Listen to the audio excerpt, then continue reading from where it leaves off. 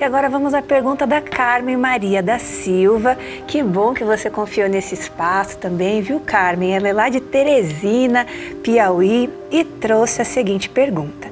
Tem algumas situações no mundo que me deixam muito angustiada, mas que eu infelizmente não tenho como mudar. Então eu rezo pelos refugiados, pelos que passam fome, pelos doentes. A minha oração faz alguma diferença? Essa é uma pergunta muito importante. E sim, a sua oração faz muita diferença. Inclusive, essa atitude já mostra um amadurecimento espiritual pelo exercício da oração. 2 pontos que eu queria chamar a atenção a partir dessa pergunta da nossa irmã. O primeiro é que quando você fala sobre essas pessoas que estão sofrendo e que você não pode fazer nada, a gente pode muitas vezes achar que a prece fica num lugar em que não é palpável, que não é real. Mas isso não é verdade. Primeiro porque o sofrimento dessas pessoas não é só material. Um refugiado, um doente, uma pessoa que está passando por dificuldade, não é só o corpo que está sofrendo, é o espírito antes de tudo. Então, ela também precisa de recursos espirituais. E diante da perspectiva espiritual, prece é recurso. Os irmãos do mundo espiritual, os anjos da guarda, os protetores, usam das energias que nós oferecemos pela prece sincera e transformam esse recurso, esse combustível, em benesses também para esses que estão sofrendo onde estiverem. Há muitos relatos espirituais, inclusive, de que eles usavam as preces feitas pelos familiares e conhecidos na Terra como um motivo que ajudava a interceder por esses espíritos lá no mundo espiritual e também aqui na Terra. Então, a nossa oração, na matéria, ela tem que se concretizar em ações. E no mundo espiritual, ela é já uma ação, porque é o espírito que está sendo cuidado e é esse recurso, diria até não financeiro, mas é esse recurso, essa riqueza que se transforma, sim, em benefícios para essas pessoas que também sofrem espírito. Aliás, há uma pesquisa que também foi apresentada numa edição do Fórum Mundial Espírito e Ciência da LBV, que a ciência também tem buscado entender o poder da prece intercessória. Então, eles já começaram a comprovar benefícios de preces que foram feitas por pessoas que estavam passando por dificuldade, não sabiam que estavam sendo motivos de prece e elas perceberam uma melhora a partir do momento em que alguém orou por elas de coração. Então funciona, e a ciência um dia ainda vai mostrar isso pra gente com mais efeito. Agora, um outro ponto interessante que eu queria trazer para a nossa reflexão é que para a gente não ter essa impressão de que prece não é palpável, de que prece é algo que fica apenas em palavras. E aí nós vamos a um texto muito importante para entender esse assunto, que está nas Sagradas Diretrizes Espirituais da Religião de Deus, do Cristo e do Espírito Santo, no 3º volume. Aqui nós encontramos diversos capítulos dedicados à decodificação do Pai Nosso.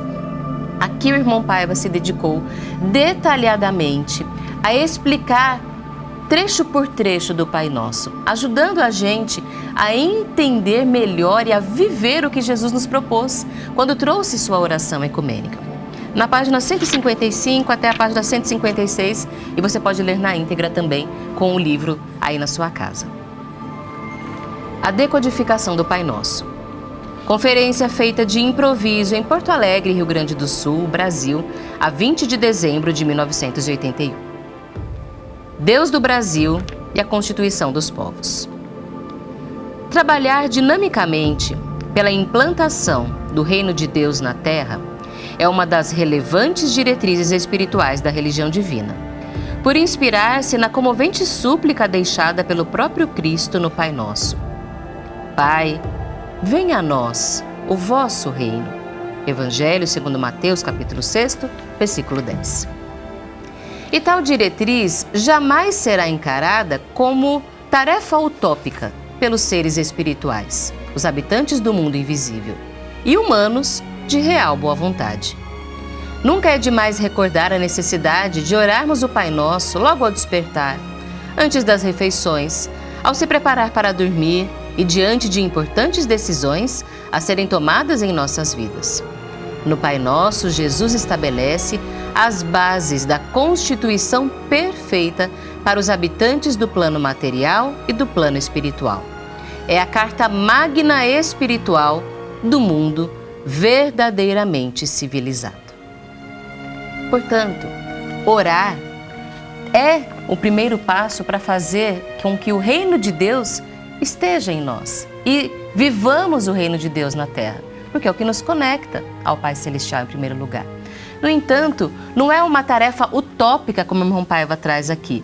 Ela é ação, porque quando uma pessoa se dispõe a orar por outra, que ela nem conhece, por alguém que ela não sabe o nome, não sabe as dores, ela está abastecendo o seu espírito também do amor necessário para que quando ela precisar agir por alguém, ela faça isso.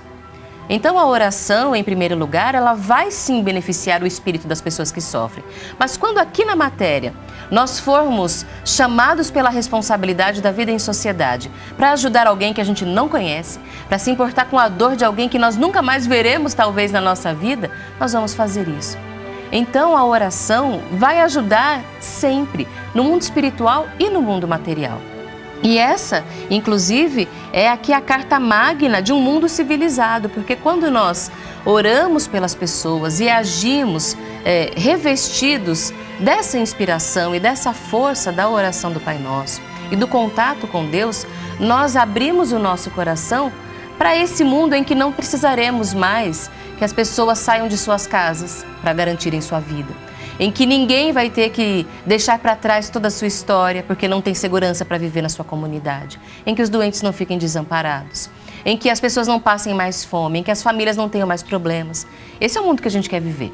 Só que ele só vai ser possível quando nós, primeiramente, orarmos uns pelos outros e transformarmos a oração em prática, em vivência, fazer da terra o reino de Deus. Esse é o nosso compromisso e parte da oração do Pai Nosso. Inclusive, quando Jesus nos convida a fazer também seguir esse caminho, a ter esse comprometimento de viver o reino de Deus, porque nós estamos construindo o reino de Deus. E o Pai Nosso continua sendo assim, o nosso roteiro de perdão, de buscar o sustento para o corpo e para a alma, de reconhecer o amparo divino. Então, cada vez que a gente faz o Pai Nosso, a gente deve, inclusive, refletir sobre o que está sendo dito ali.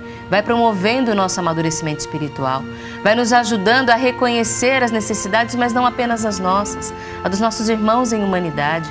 Então, é um roteiro seguro para que nós consigamos crescer, melhorar, aplacar as nossas angústias e também daqueles irmãos que em humanidade caminham junto conosco, conhecidos ou não, mas que são irmãos, filhos de um Pai Celestial único que ama a todos nós.